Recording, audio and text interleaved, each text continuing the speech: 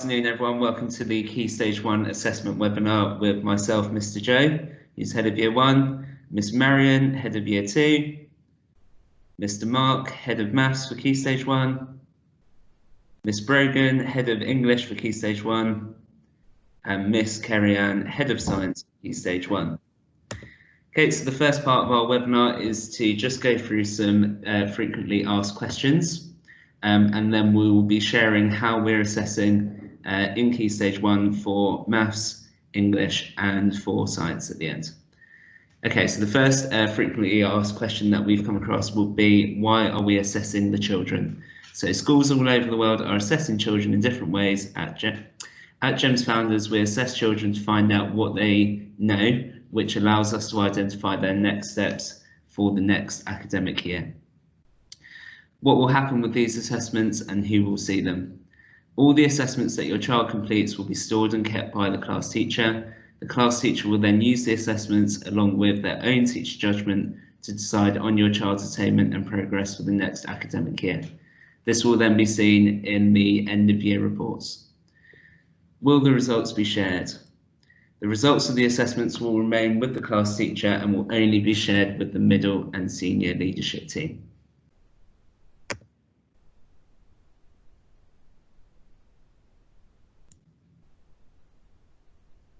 Okay, so more frequently asked questions is, how can I support my child? Over the academic year, your child has been learning lots of different strategies to help them when they are working independently. We would like you to encourage them to use these skills, praise and reward them when they do use them. And this will allow your child's class teacher to get an accurate assessment. Please refrain from being over supportive and do encourage your child to complete the assessment independently. What do I do if my child does not want to do it? The assessments do not need to be completed all at once. If you think it would help your child to complete the assessments in small chunks, it will become more manageable. You can do so. You can use a visual timer and you can give them a choice. Do you want to do your reading at 10 or do you want to do your reading at 10:30 today? What do I do if my child cannot do an activity? If they are unable to complete an activity, number one, make sure they give it a go. If they don't give it a go, then they don't have the opportunity to show off their skills. Number two, they can skip the question. Number three, do not support them. Otherwise, it will not be a true reflection of their learning.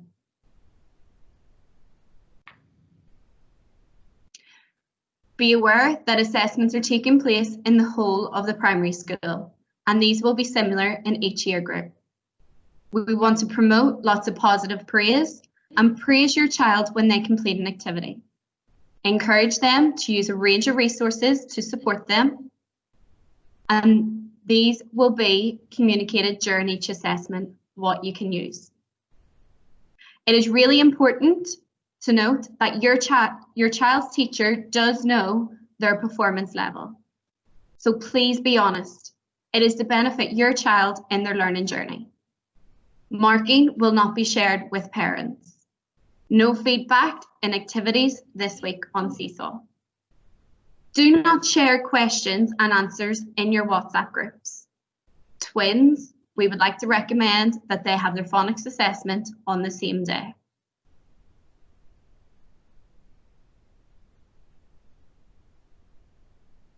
Okay, so I'm just going to talk to you a little bit about assessments in mathematics in Key Stage 1. So similar to the Power Maths that we have been using within Key Stage 1 this year, our assessments are the same. They are Power Maths assessments, okay? So these are designed to assess all areas covered during the school year. They ask similar content and questions which the children are used to answering within their class lessons. There are two different types of Power Maths assessments, okay? One of them is a reasoning assessment, the other one is arithmetic question. Now, these assessments have been put into smaller chunks and year groups will be doing them on different days, just so it wasn't a lot of questions all on the same day. Now, as I said, there are two different maths assessments, okay? Now, the reasoning assessment is designed to assess children's ability to problem solve and think critically. And the arithmetic is to assess children's quick maths and ability to recall number facts and solve simple equations. Now, when the children are doing these assessments, they are allowed to use resources. So anything that you have to hand that can help your child with their counting, their addition, their subtraction, whatever it is they're doing, they are allowed to use. I'm a big fan of bottle caps, but you may have pieces of pasta, whatever it is you have at home. Now, as well as these two assessments, teachers will be using ongoing assessments which have been going on throughout the year, okay? So every time your child has done a piece of work this year, it has been assessed and used to aid the teacher's assessment, okay? So don't think that this assessment is everything and that no matter how well your child does an assessment, that's what they will get. That's not the case at all, okay? Thank you.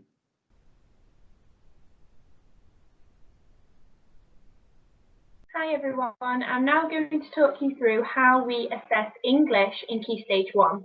Now this is broken down into 4 different areas. We have phonics, reading, writing and SPAG, which stands for spelling, punctuation and grammar. So I'll start with phonics.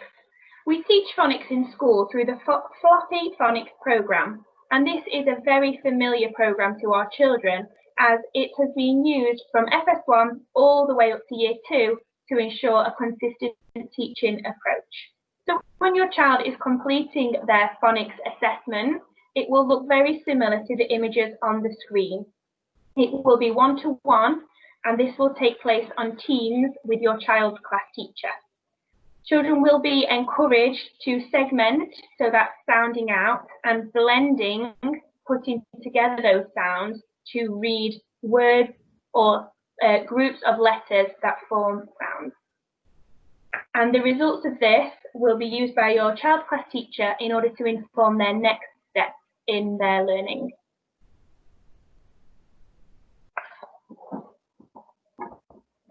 And reading. So reading is taught through phonics, guided reading and English. But these are not the only opportunities that children have to apply their reading skills. Reading is really important so that children can access all areas of the curriculum. So when we assess reading in school, we use Book Club. Now this is a very familiar concept to all children and to yourselves as parents, as you use this online tool at home in order to access reading books. So when children are administered the reading assessment, this will take place on the Seesaw platform and children will record themselves reading and they will answer the questions and send it back to their class teacher. It's important to note that when we assess children's reading, it's not just how the children can read the words. Yes, it's important that they can read them, but what's equally as important is that they understand the words on the page, so they are able to answer questions and able to give reasons as to why.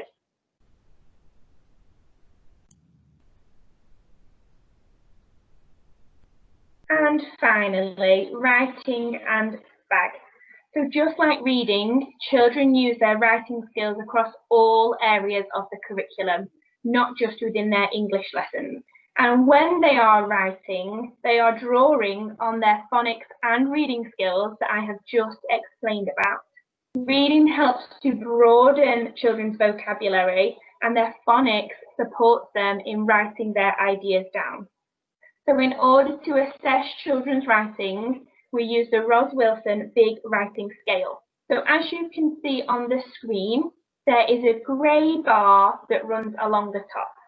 And within each column, these are the objectives for writing that have been matched with the British National Curriculum. Underneath, you can see a whole host of red and green bars. Now, when a teacher is assessing a child's piece of writing, they take each objective one at a time and they highlight green if the child has met the objective and it is highlighted red if the child hasn't yet met that objective.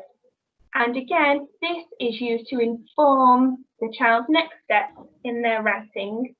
And finally, writing will be assessed through Seesaw, and spelling, punctuation and grammar all comes under the same umbrella.